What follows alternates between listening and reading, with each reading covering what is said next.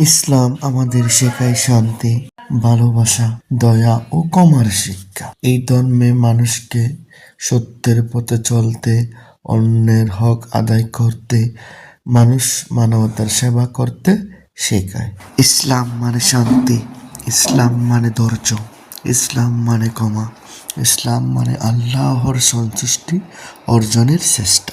আমরা যেন সব সময় সত্য কথা বলি, অন্যকে যেন কষ্ট না দিই, গরিব অসহায়দের সাহায্য করে এবং আল্লাহর নির্দেশ অনুযায়ী জীবন পরিচালনা করি। ইসলাম শুধু একটি ধর্ম নয়, এটি একটি পূর্ণাঙ্গ জীবন ব্যবস্থা। এটি আমাদের প্রতিটি কাজকে সুন্দর ও সঠিক পথে পরিচালিত করে।